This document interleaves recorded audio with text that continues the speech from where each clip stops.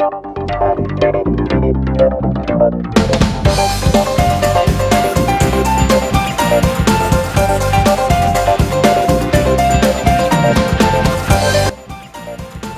de nous rejoindre sur Al24 News pour les pros de l'écho. Bonsoir à tous et bienvenue pour ce numéro un peu spécial que nous allons consacrer à l'état de l'économie française à l'heure du débat sur le projet de loi de finances 2025 au Parlement français. Un budget qui divise encore une fois et qui risque en cas de blocage de déboucher sur une nouvelle censure du gouvernement qui cette fois-ci pourrait avoir des conséquences plus fâcheuses sur la présidence d'Emmanuel Macron. Mais pourquoi avons-nous choisi de mettre le curseur sur ce thème ?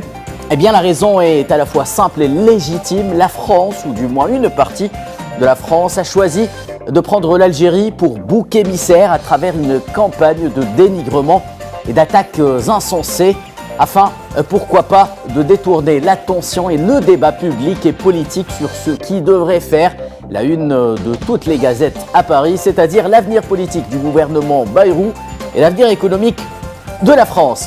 Nous allons donc tenter de démontrer, chiffres à l'appui, ce qui se cache réellement derrière cette campagne insidieuse. Comme chaque semaine, les pros de l'écho s'emparent du dossier.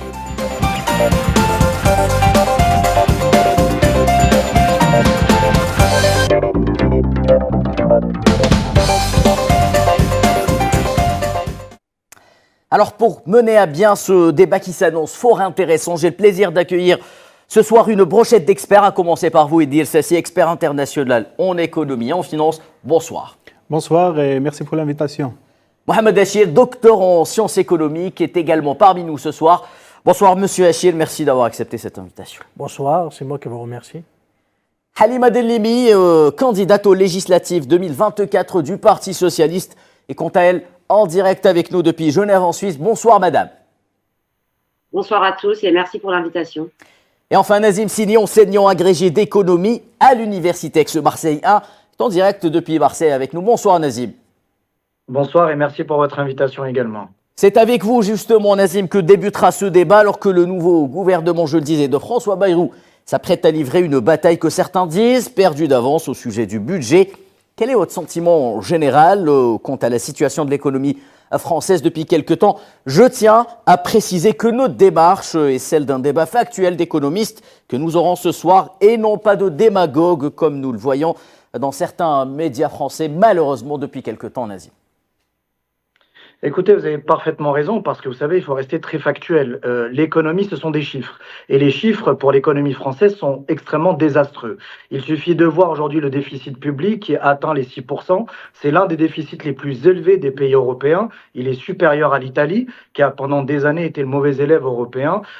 Et puis aussi, il en va de la crédibilité de la France vis-à-vis des instances internationales et notamment des agences de notation, puisqu'on estime que ce seuil de crédibilité doit avoisiner les 5% pour maintenir cette fameuse note de la dette souveraine. Et il suffit de comparer avec le voisin allemand, où, vous voyez, le taux d'intérêt, ce qu'on appelle le spread, est en train de se creuser vraiment de manière abyssale entre la France et l'Allemagne.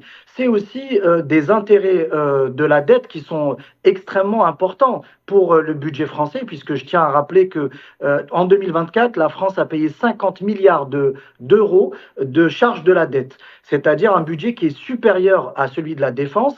Et cette année 2025, puisque le pays, la France, se dirige tout droit vers un nouveau déficit encore, les charges de la dette vont atteindre les 60 milliards d'euros. Donc là, ça sera un budget qui sera, enfin, la charge de la dette représentera un budget supérieur à celui de l'éducation. C'est pour vous dire à quel point aujourd'hui le gouvernement Bayrou a des marges de manœuvre qui sont extrêmement étroites. On voit que la France ne génère pas autant d'emplois que ce qu'elle avait fait à la sortie de la crise Covid. Elle vit un processus de désindustrialisation de plus en plus marqué, déjà qui est un phénomène qu'on observe depuis au moins une trentaine d'années. On voit que le coût horaire est l'un des plus élevés d'Europe, donc il y a une perte de compétitivité, il y a une perte de la productivité aussi des entreprises, une hausse des défaillances, et puis surtout, le pays n'est plus aussi attractif que ce qu'il était il y a encore une dizaine ou une quinzaine d'années, puisque la plupart des investissements directs étrangers qui arrivent en Europe vont plutôt vers des pays de l'axe l'axe latin que j'appellerais donc Portugal, Espagne et l'Italie. Et même aujourd'hui, l'Allemagne, qui est officiellement en récession, continue tout de même à attirer des investisseurs étrangers, ce qui n'est pas le cas de la France. Et puis, on a un taux de chômage qui continue d'augmenter et on se demande comment, justement, ce gouvernement qui est, on va dire, qui s'est fait un peu sur les cendres du précédent, va pouvoir justement déterminer un budget et on ne sait pas comment le pays va s'en sortir pour les prochains mois. Merci Nazi pour cette intervention. Une fois n'est pas coutume, nous vous laisserons vaquer à vos occupations. Ce soir, on vous donne rendez-vous très prochainement dans les pros de l'écho. Merci à vous. Halima Dellimi, je m'adresse à vous maintenant. Même question, quel est votre sentiment de membre du Parti Socialiste et donc de la fameuse NFP quant à la situation générale, globale de l'économie française ces derniers mois, voire ces dernières années sous la présidence d'Emmanuel Macron?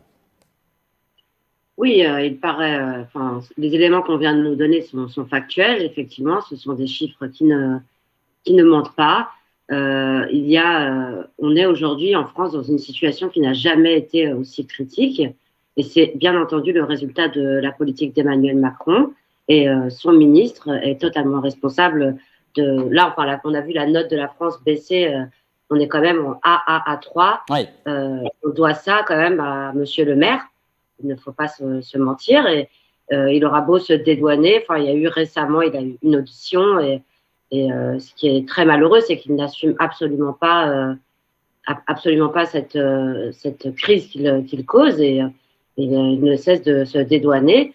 Donc moi, je suis au Parti Socialiste. On essaye en fait de donner encore envie aux Français de croire en la politique et en des solutions d'un avenir meilleur. Mais on est dans une situation extrêmement critique, ne serait-ce que par rapport au budget où, on nous présente des budgets qui ne sont absolument pas viables pour la société française. On est en train d'essayer quand même d'arracher je ne sais pas si vous avez entendu, mais là, on est en train le Bureau national du Parti socialiste a décidé pour l'instant de ne pas voter la censure. Oui, parce que un certain nombre de mesures qu'on avait demandées ont été entendues, ne serait-ce que déjà le maintien d'un projet de taxe sur les hauts revenus dans le budget de 2025. Est-ce que ce n'est pas trop tard? Nous le verrons dans les semaines à venir. Ouais. Cette mesure concerne, je le rappelle, 400 entreprises dont le chiffre d'affaires dépasserait les 1 milliard d'euros selon le projet de loi de finances 2025. Merci pour cette analyse, Halima Dellimi. Messieurs les experts, commençons d'abord par exposer quelques chiffres et indicateurs macroéconomiques qui démontrent bien la situation que nous évoquons. Elle ne cesse de s'aggraver d'année en année. Par-dessus tout, le poids de la dette et le déficit budgétaire, le poids de la dette qui va s'afficher sur cet écran. Il dit celle-ci, une dette estimée à 3 228 milliards d'euros selon des données qui datent du deuxième trimestre 2024. Alors c'est un problème structurel que vit la France depuis très longtemps, entre parenthèses, juste pour que les gens soient dans le contexte. Maintenant, il y a eu un petit peu à charge et à décharge du gouvernement actuel, et donc du staff politique actuel. Oui, il s'agit d'une accumulation. Une accumulation, ouais. Exactement. Et donc, il y a eu la crise de la Covid qui a provoqué une surréaction, et puis il y a eu des décisions qui étaient un petit peu peut-être exagérées. Il y a eu des chèques à blanc, il y a eu un surendettement non maîtrisé qui a accentué ce problème de dette publique. Ça, d'un côté. De l'autre, disons-le clairement, au-delà des chiffres qu'on regarde ici, il y a un problème structurel beaucoup plus profond au niveau de la société française. C'est-à-dire que les réformes peut-être antisociales, avec le contexte de l'Union européenne, les changements de l'axe des flux de l'investissement mondiaux, etc., à l'attractivité, la France a du mal à se mettre sur l'échiquier de l'attractivité, sur l'échiquier des réformes nécessaires à un pays donc une locomotive de l'Union européenne, pour rester sur la course avec d'autres pays comme l'Allemagne. Donc ce problème est donc purement, disons-le directement, politique à la base. Certains diront que la France n'est pas adaptée au quinquennat parce qu'on n'arrive pas à mettre des réformes et avoir de la visibilité. Les hommes politiques pensent plus à leur réélection qu'à des réformes dans l'intérêt général. Donc ça, c'est le problème de fond. Et donc, c'est une politique qui est sur le court terme et qui, par ricochet, travaille sur des questions populistes, électoralistes, plus que des questions économiques pures dans l'intérêt général du pays. Merci Edel Sassi. Un autre chiffre va s'afficher à l'écran, il concerne également le poids de la dette extérieure en PIB. Il s'agit de 112% du PIB. Mohamed Achir, quelle analyse faites-vous de ce problème qui devient endémique de la dette extérieure de la France ? D'abord, je suis tout à fait d'accord avec mes amis par rapport à cette analyse qui souligne un peu l'aspect structurel de la crise financière et économique actuelle de la France. Autrement dit, la crise, il touche à la fois la sphère financière et la sphère réelle, parce qu'il y a un problème aussi de croissance économique. Et quand on a justement une dette publique qui dépasse la création de richesses, le PIB. Donc cela veut dire que la France se dirige vers, elle est déjà dans ce qu'on appelle le phénomène de la trappe à dette, c'est-à-dire le piège de la dette. Et d'ailleurs, les prévisions en 2027, il payera 80 milliards d'euros de charges de la dette. Un budget dépassant le budget de l'éducation, du secteur de l'éducation de la France. Donc la France, l'économie française,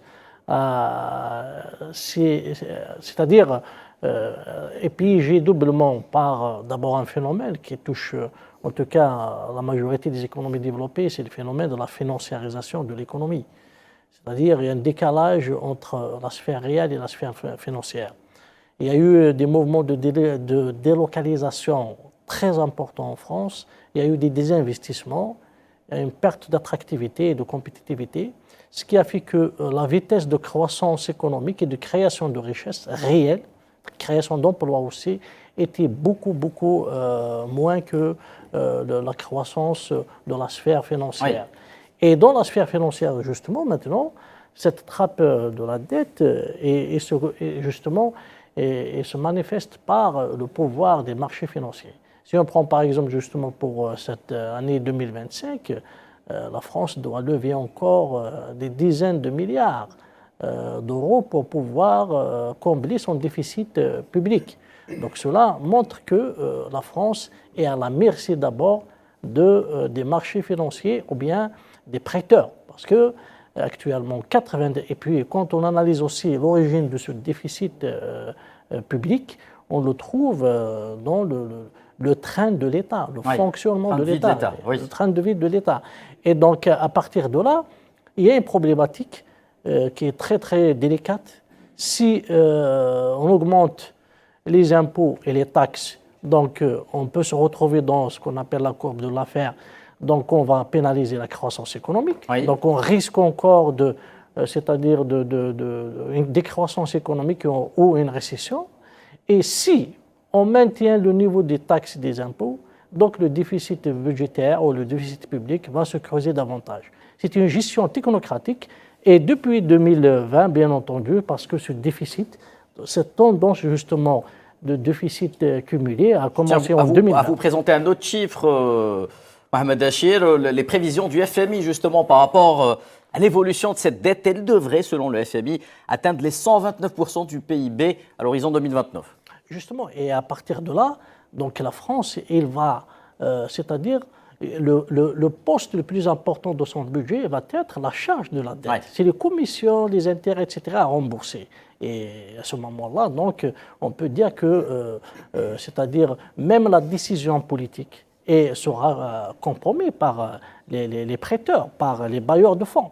Donc voilà, ça sera encore un autre problème politique, c'est-à-dire après, parce que quand ce n'est plus les politiques, ce n'est plus le Parlement qui décidera du budget, des ratios, des affectations, et qui va peut-être mettre un plan draconien de coupure budgétaire, comme ça a été fait. 30 milliards, un autre chiffre, 30 milliards d'économies à faire dans le budget 2025 à partir de cette année. Il a été révisé par rapport à l'ancienne mouture de 60 milliards d'économies à 30 milliards d'économies. Déjà, les 30 milliards, c'est peut-être les parlementaires ne seront pas aussi d'accord parce que ce n'est pas facile aujourd'hui de faire des économies dans le budget. Et on propose même de supprimer 4000 postes d'enseignants. Oui. Et puis, quand on analyse aussi le secteur de l'éducation en France, il est en régression en le termes Premier qualitatifs. ministre François Bayrou s'est engagé justement aujourd'hui à revenir sur cette mesure de suppression de 4000 postes d'enseignants, peut-être sous la pression du Parlement, Mohamed Achir. Voilà qui m'amène justement à poser ma prochaine question à Halima Dellimi. J'aimerais avoir votre avis. Est-ce que vous envisagez ou vous comprenez le fait, parce qu'on doit lier cela à la politique, est-ce que vous comprenez le fait que l'Algérie serve aujourd'hui, à travers cette campagne d'attaque, serve de cache-misère à ces chiffres par rapport à la France, notamment vis-à-vis d'une certaine frange de la société française, j'entends par là l'extrême droite, afin justement de faire diversion et laisser le gouvernement Bayrou peut-être travailler dans une certaine sérénité? Oui, en effet, enfin, les débats sur le budget et les motions de censure sont souvent complexes et techniques. Donc forcément, elles ne captivent pas le grand public, autant que des histoires plus sensationnelles, émotionnelles liées à l'Algérie. Donc en influençant l'agenda médiatique, le gouvernement choisit de laisser de côté les vrais sujets. Il faut quand même admettre que bon, aujourd'hui, nous avons réussi d'arrache-pied de faire... d'imposer à François Bayrou avec le Parti socialiste, qui nous vaut d'ailleurs les foudres de certains partenaires du NFP, la fin des remboursements des médicaments, le maintien des 4000 postes d'enseignants, justement, l'ouverture d'une conférence sociale sur les retraites, donc, ce qui veut donc dire repousser l'échéance, l'abandon du passage de 1 à 3 jours de carence en cas d'arrêt maladie, le maintien d'un projet de taxe sur les hauts revenus comme nous l'avions demandé. Mais nous sommes très loin de ce que nous avions proposé au préalable avec Valérie Rabault, par exemple, où on était, enfin, avec le Parti socialiste de deux gouvernements, nous étions partis sur 106 milliards d'euros de dépenses nouvelles pour la période 2024-2027, dans le but vraiment de relancer la croissance pour permettre de relancer en fait les salaires avec 23 milliards d'euros. C'était crédible, hein, avec 10% du point d'indice des fonctionnaires, la construction de 200 000 logements, la garantie autonomie, mais rien de tout ça n'a été entendu. Oui.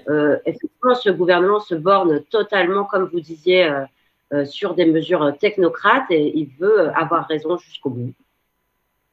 Merci Halima Dellimi. Alors le spectre de la censure, vous en parliez, du gouvernement plane déjà malheureusement sur l'Assemblée nationale française. Pour en parler, nous rejoint depuis Lyon le député La France Insoumise, Abdelkader Lahmar. Bonsoir monsieur. Alors tout d'abord, le Premier ministre François Bayrou a prononcé son discours de politique générale face à vous, les députés français.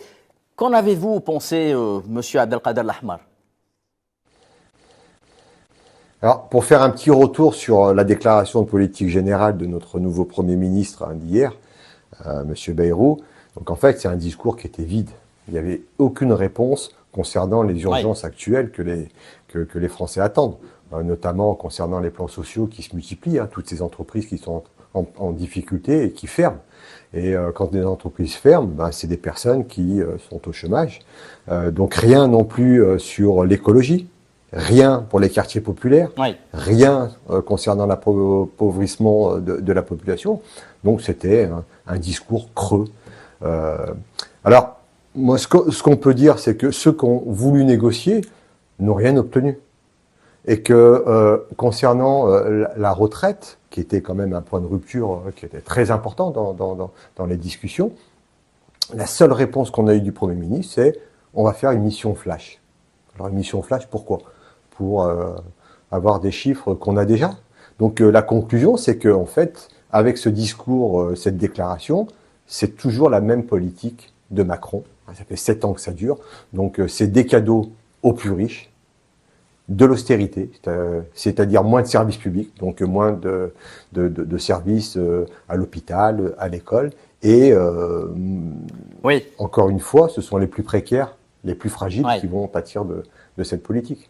Très bien, restez avec nous, monsieur le député Abdelkader Lahma. Nous allons revenir vers vous ultérieurement lors de cette émission. Je me tourne vers vous, messieurs les experts. Idil Sassi, un autre chiffre que j'aimerais vous présenter.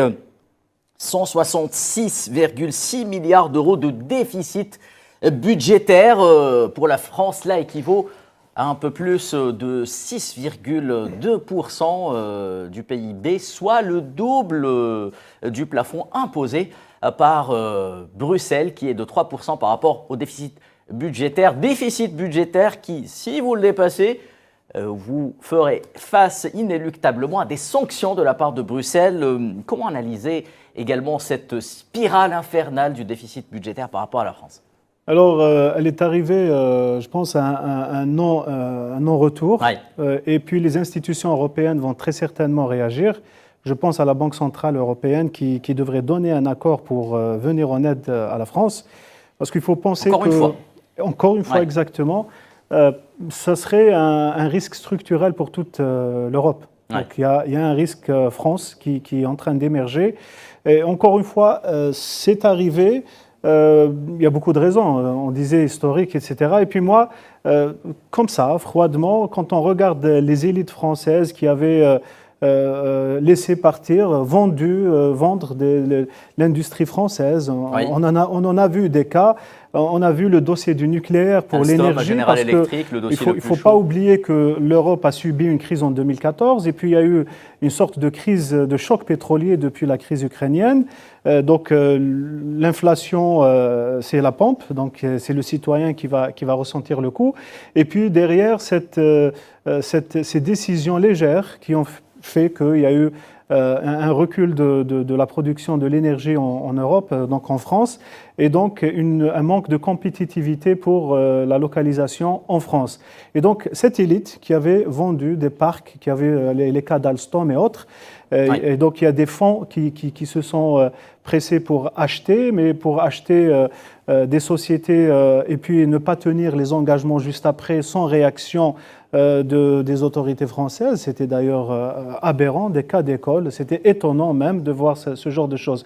Ils ont eu des ministres qui ont essayé de faire de la localisation, ils ont fait des efforts, mais ils ont fini par démissionner durant, je pense à Montebourg par exemple. Vous faites référence à Exactement. Monsieur Montebourg, Donc qui, un démantèlement ouais. systématique avec une vous certaine... savez, la localisation coûte très cher en Europe, Idil Sassi. Oui, il y a ça. Et puis le problème, c'est que c'est un pays qui a du mal à se réformer. Ouais.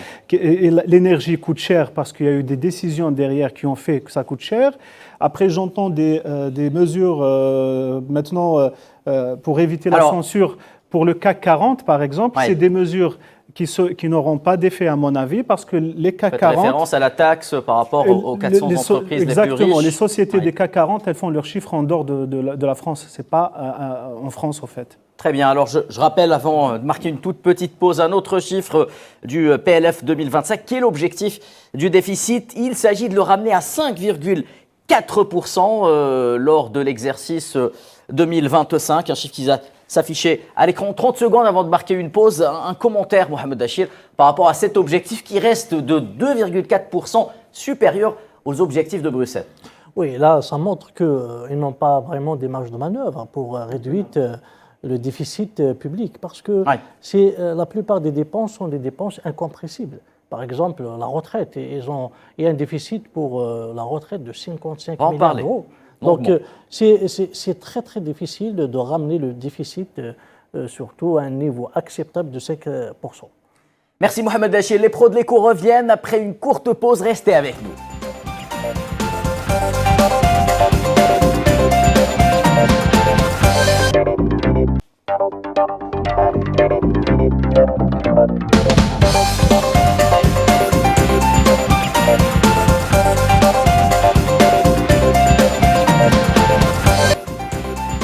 Nous sommes de retour chez les pros de l'éco. Mesdames, messieurs, si vous venez de nous rejoindre, nous parlons d'économie française ce soir et des nombreuses difficultés qui la caractérisent depuis un certain temps désormais. Nous parlions avec vous, Mohamed Dachir, avant cette courte pause, de ce problème endémique du déficit budgétaire et des difficultés qu'a la France justement de le ramener, ne serait-ce qu'en deçà des 5%. Justement, la problématique, elle est difficile parce que si on prend par exemple une proposition que j'ai soulignée dans le projet de budget pour 2025, une augmentation de la taxe sur les transactions financières de 0,3% à 0,5%. Mais en fin de compte, il ne va ramener qu'un milliard d'euros. C'est-à-dire, c'est dérisoire. C'est dérisoire par rapport au niveau de déficit. Aussi, il compte faire des économies importantes dans les postes concernant les dépenses des organismes publics, notamment, bien ce qu'on appelle les dépenses de l'État. Et dans les dépenses de l'État, en plus des collectivités locales, d'ailleurs les collectivités locales, c'est impossible, parce qu'il y a des élus locaux aussi, il y a des maires, etc., qui ne vont pas accepter de resserrer un peu la ceinture au niveau local, parce que dans le plan de budget, il est demandé à toutes les collectivités de resserrer un peu les budgets, mais c'est très difficile. Puis, il y a aussi le poste des agences publiques. Il y a 1200 agences publiques qui emploient 480 000 Français. Oui. Donc, est-ce qu'ils vont licencier les 400 ? Parce que, sachant que le budget des 1200 agences publiques est de 80 milliards d'euros. Donc, c'est très, très, très difficile de faire des économies dans tous ces postes. Et puis, sans parler aussi du volet social, du volet médical, etc., la retraite, etc. Donc, voilà, je pense que, parce que le problème est structurel, le problème, il est carrément dans la création de richesses et la redistribution ensuite de l'État. Oui. Parce qu'aujourd'hui, la problématique, elle est là. Ils n'ont pas assez de marge de manœuvre pour augmenter un peu les taxes et les impôts, c'est-à-dire pour ne pas risquer aussi la récession économique et pour ne pas perdre encore des gains de productivité et des gains de compétitivité. D'ailleurs, il y a des délocalisations jusqu'à présent, hein. C'est-à-dire la France n'attire plus. Ils ont même un grand problème actuellement, c'est aussi l'hémorragie des talents. Et sachant que les talents, surtout en informatique, en intelligence artificielle, au Canada, en Australie, voilà, et ça aussi, aux États-Unis. Sur le plan structurel, effectivement, c'est une perte de la compétitivité pour l'entreprise française. Donc voilà, les choses elles sont structurelles d'abord. Ensuite, maintenant, techniquement, ce qu'ils veulent faire, c'est-à-dire de faire des coupures un peu partout, et il est difficile de le faire, même avec, c'est-à-dire un plan à moyen terme. C'est-à-dire ça prendra réellement peut-être 2 décennies, hein, pour pouvoir réellement revenir au compte, mais sans toucher, bien sûr, au front social. Parce que si on touche, bien sûr, au front social aussi, il y a le problème. Ce sera des millions de Français dans la rue, peut-être. Et ce sera les gilets jaunes aussi. Hein, donc voilà, c'est un peu on peut dire qu'ils sont coincés dans ce déficit.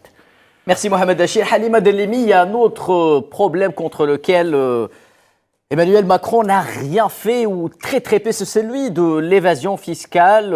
Cela a été pointé du doigt à de nombreuses reprises par votre formation politique. On estime le montant de cette évasion fiscale à hauteur de 80 à 100 milliards de dollars. Comprenez-vous cette inertie de la part des gouvernements successifs qu'Emmanuel Macron a mis en place par rapport à ce problème endémique qu'est l'évasion fiscale ?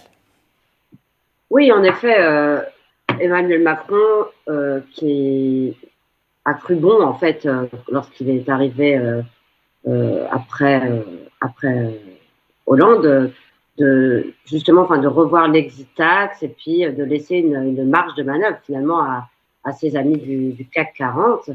Et ça nous a coûté la situation actuelle parce que, à dire vrai, ces coupes budgétaires dont vous parliez sont surréalistes. Ça va pas être possible de revenir de faire des coupes budgétaires de 50 milliards. Il y avait 2 axes de financement possibles.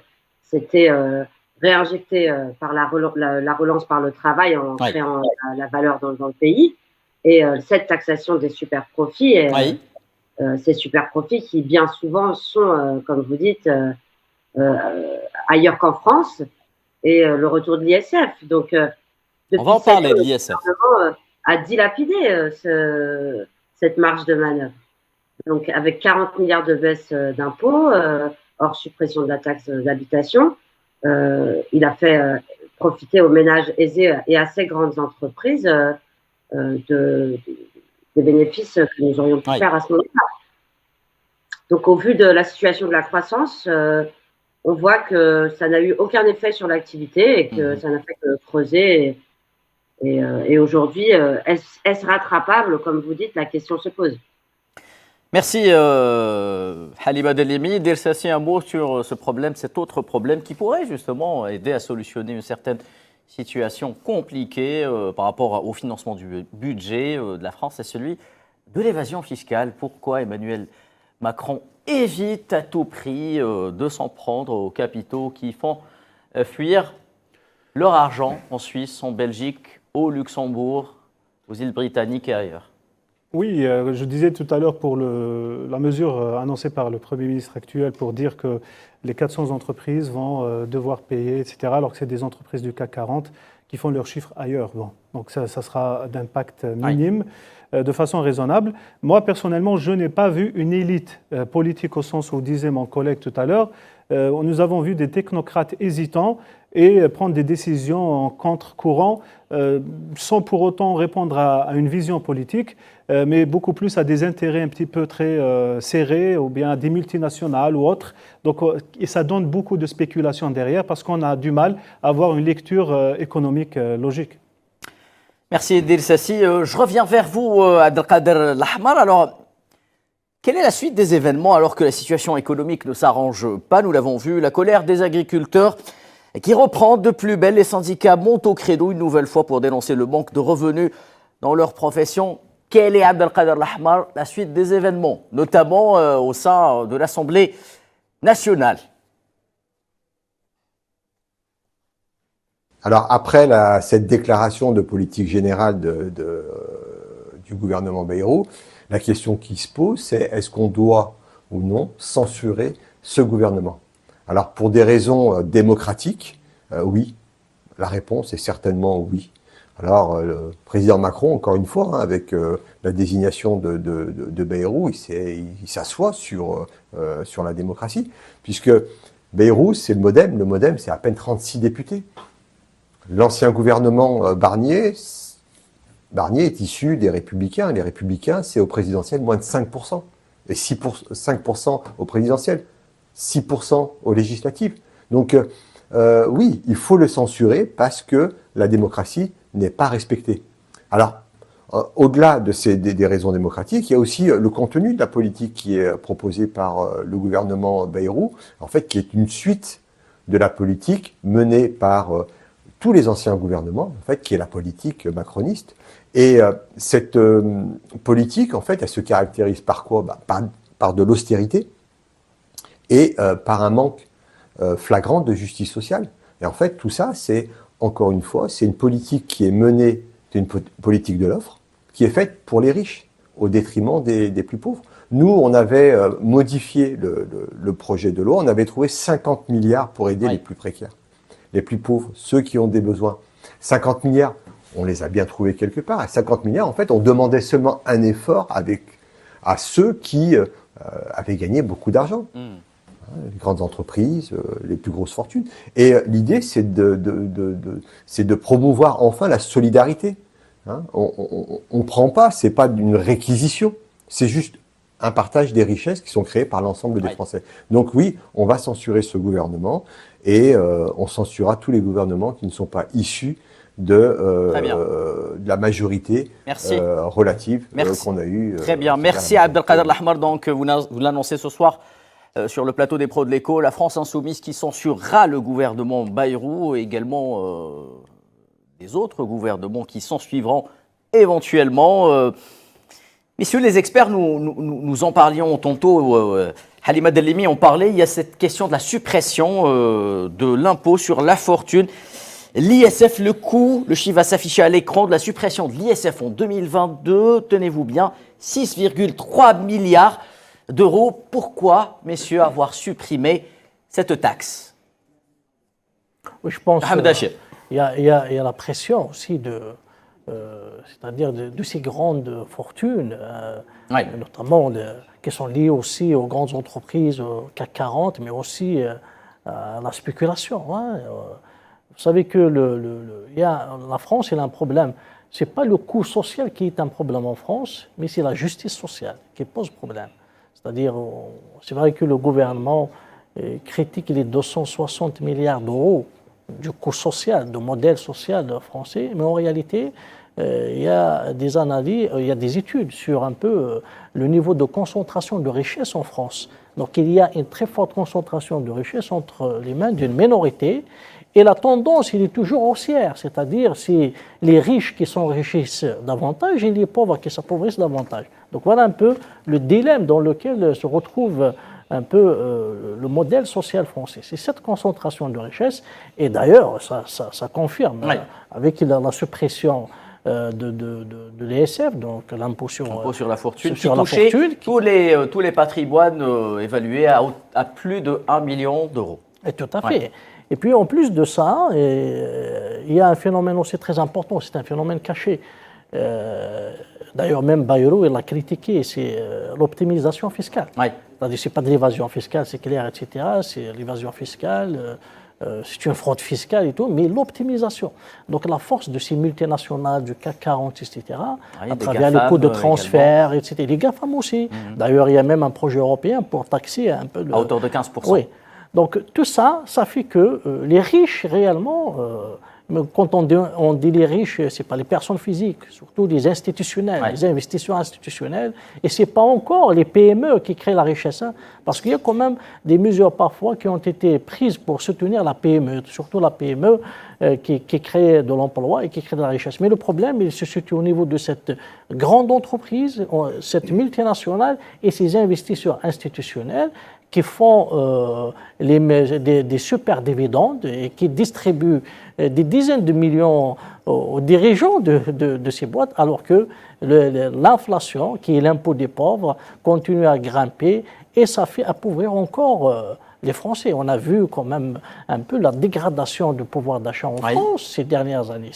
C'est insupportable, surtout pour les catégories qui touchent le SMIC. Donc, il y a un problème de justice sociale en France, c'est-à-dire un problème de redistribution, un problème de répartition. Juste par rapport à la question de la retraite par capitalisation... On va... Allez-y, vous anticipez un peu la question. Non, justement, juste pour dire à mon ami Mohamed Hachir, avant de parler des retraites, j'aimerais... Juste, c'est dans l'approche citoyenne pour répondre, pas répondre, mais comment est-ce qu'il a dit notre ami Idriss Seck. Donc, la France est... Qu'on le veuille ou non, il a un modèle socialiste. Le peuple français n'acceptera jamais une retraite par capitalisation. C'est la solidarité, c'est la répartition générationnelle. Quitte à détourner l'attention en s'attaquant à l'Algérie pour faire diversion justement par rapport à tout. Merci, on va y revenir par rapport à la réforme des retraites, à la fois sur l'âge de départ à la retraite et le système des retraites par capitalisation ou par points, c'est-à-dire par cotisation. Idriss Seck, j'aimerais revenir un peu sur la désindustrialisation du pays qui est en cours depuis quelques années. Le chiffre va s'afficher à l'écran. La part de l'industrie dans le PIB a été calculée en 2023 aux environs de 11%. Pour un pays comme la France, est-ce que c'est suffisant d'après vous ou pas? Pas suffisant. Donc il y a eu, nous avons vu en tout cas certaines tentatives pour remettre les choses à l'ordre, quoi. Maintenant, il y a eu des expériences depuis les années 80. Il faut revenir un petit peu en arrière. Il y a eu quand la gauche a gagné les élections, il y a eu il y a eu des patrimoines qui sont redevenus publics. Il y a eu des banques qui ont été nationalisées. Il y a eu Alors, rappelons juste qu'initialement, le gouvernement de droite de Giscard d'Estaing avait justement privatisé un certain nombre de banques. Il est également le grand auteur de la loi appelée Giscard-Pompidou. Exactement. Alors, pour dire que c'était... il y a eu beaucoup d'expériences, il y a eu beaucoup de tentatives et d'expériences, et que le savoir-faire français, le label français, certaines marques françaises, que ce soit dans l'aérien, que ce soit dans le pharma, l'automobile, etc. Il y avait beaucoup de potentiel, beaucoup à faire. Dans l'énergie, on en parlait tout à l'heure, et puis même la recherche et développement. Quand on regardait les chiffres de certaines sociétés qui investissaient dans le R&D pour l'avenir, donc c'était des sociétés très rentables, prometteuses. Oui. Et on a vu des portefeuilles donc, ministériels qui étaient chargés de réindustrialiser l'économie française et qui étaient en charge de démanteler des entreprises. Et c'était étonnant, honnêtement.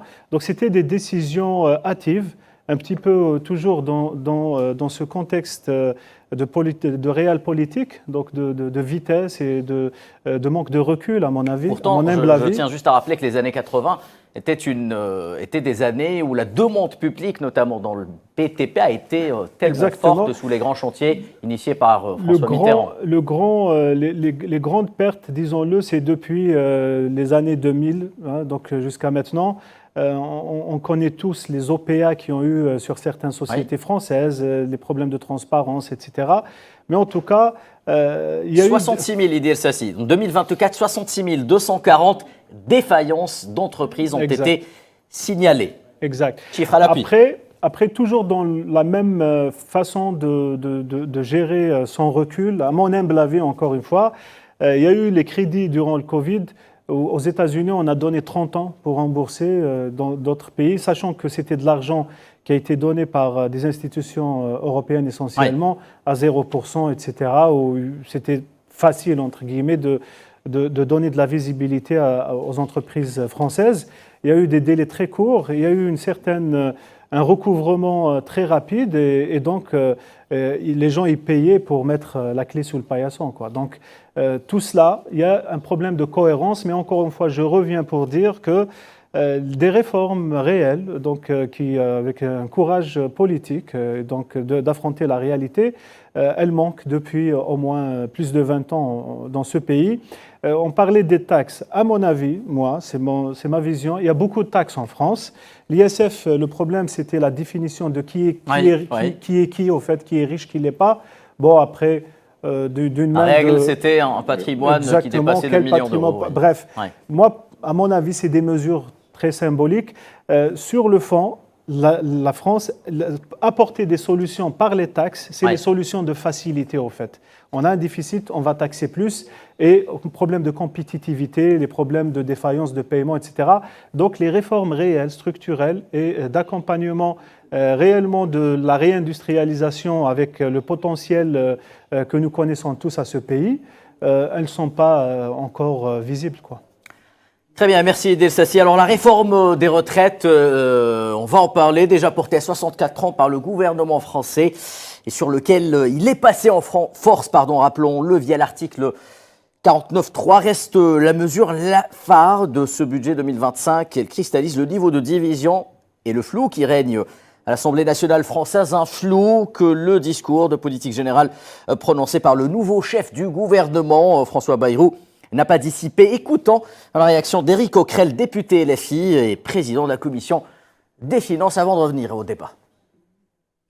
Écoutez, on n'attendait rien, mais je crois qu'il est arrivé à encore nous décevoir. Donc, non, c'est un discours qui a été rempli de poncifs, de lieux communs, de grandes promesses, mais sans aucun élément concret.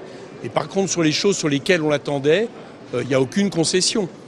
Sur les retraites, c'est ni abrogation ni suspension, c'est une mission flash. Bon, chacun conviendra qu'on est loin de ce qui était exigé. Quant au budget, il a confirmé qu'il va y avoir un budget avec beaucoup de baisses de dépenses publiques dès cette année. Il annonce même un budget pour 2026 qui sera un budget de super austérité avec des privatisations. Donc c'est un discours dans lequel il n'y a rien. Et un discours dans lequel il n'y a rien, ça doit nous convaincre encore plus de le censurer. Halima Delemi, pourquoi Emmanuel Macron tient-il tant à repousser l'âge de départ à la retraite, voire du passage du système de cotisation à celui de capitalisation qui ouvrirait, osons le dire, un boulevard devant les fameux fonds de pension comme BlackRock ou autres pour mettre la main sur les retraites des Français? Oui, là, pour le coup, je suis assez d'accord avec ce que vient de dire Éric Coquerel.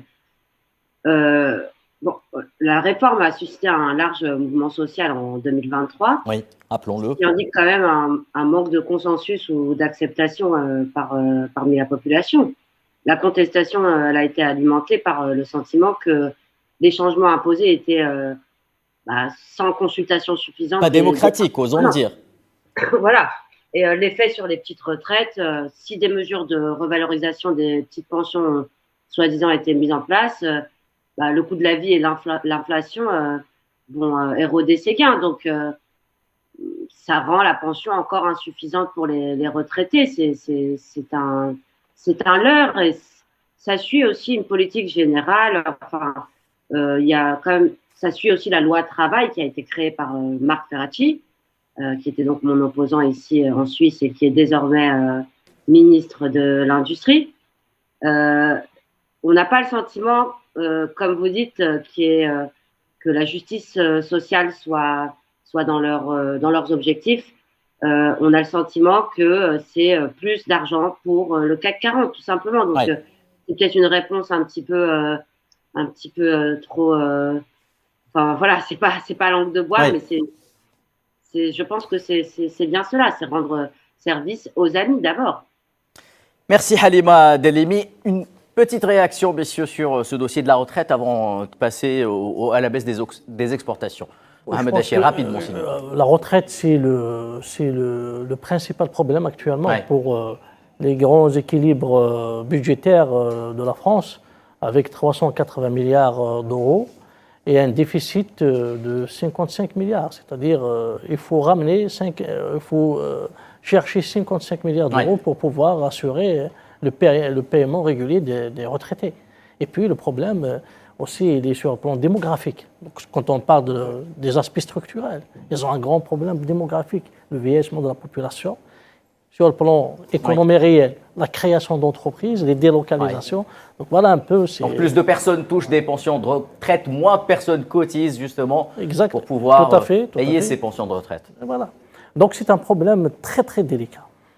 Merci Mohamed Achir. Alors la croissance prévue dans le cadre du projet de loi de finances 2025 en France est de 1,1% seulement. Elle serait essentiellement tirée par le redressement de la demande intérieure privée. L'on imagine que ce ne sera pas suffisant. Il est ceci en novembre 2024. Le solde commercial de la France s'établissait à moins 7,3 milliards d'euros. Là aussi, il y a une perte de vitesse claire qui n'est pas pour rassurer les entreprises françaises.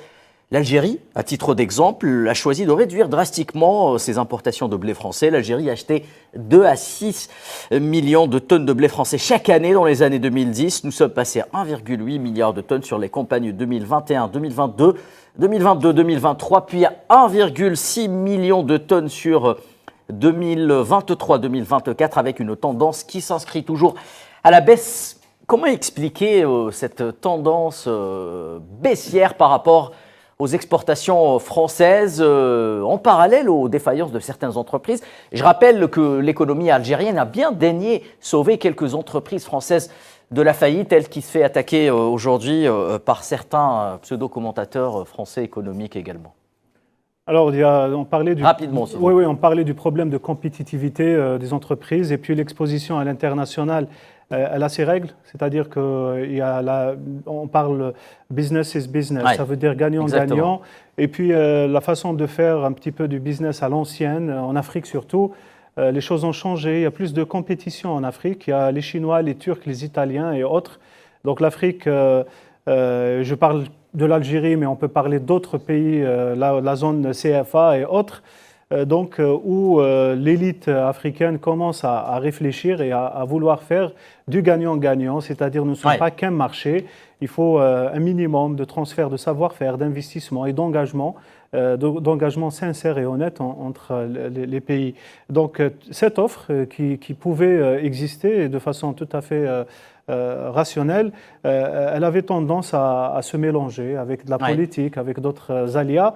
Et puis peut-être une estimation de la capacité de la France à imposer ces marchés, alors qu'il y a une forte compétition, surtout dans notre région et en Afrique. Et donc, il y a eu une perte d'influence du pays, une perte donc de ce portefeuille essentiellement africain.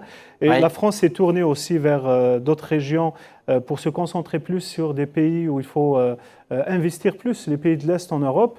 Et la contrepartie, elle est pas très nette, parce que les pays de l'Est sont très atlantistes. Et donc, je ne vois pas un retour de bénéfices pour les sociétés françaises, même s'il y a eu beaucoup de délocalisations, surtout les Allemands d'ailleurs.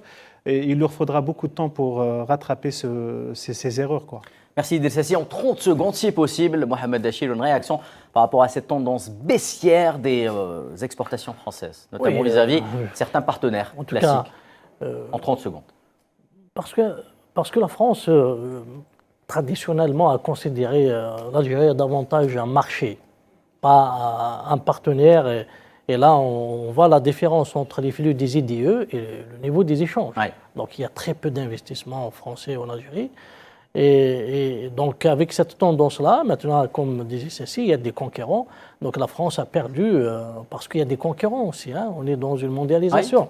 Ouais. Et d'ailleurs, la France a perdu beaucoup, non seulement en termes c'est-à-dire de marché, mais aussi en termes de commandes publiques. Vous le disiez tout à l'heure, hein, ouais. Hein, par rapport à la réalisation des tramways en Algérie, du métro, etc. C'est des commandes très importantes. Mais voilà, c'est leur arrogance et leur incapacité d'évoluer avec les choses et de comprendre les choses, comment qu'ils évoluent à l'international, qui fait que la France a perdu beaucoup de marchés, alors qu'elle a tout à gagner avec l'Algérie. Merci Mohamed Dachil. Voilà pourquoi, justement, l'Algérie ne servira pas de cache-misère à la crise économique en France et n'arrivera pas peut-être à duper à la fois les Français et les Algériens sur cette crise endémique qui secoue la France depuis de longs mois, voire des années maintenant. Merci à vous, messieurs les experts. Je le rappelle, Idriss Sassi, expert international en économie et finance. Mohamed Dachil, docteur en sciences économiques. Halima Dellemi, candidate aux législatives 2024 du Parti socialiste. Abdelkader Lahmar, député de la France insoumise. Et enfin, Nazim Sini, qui était également avec nous au début d'émission, enseignant agrégé d'économie à l'Université Aix-Marseille. Merci à vous, chers téléspectateurs. Rendez-vous la semaine prochaine.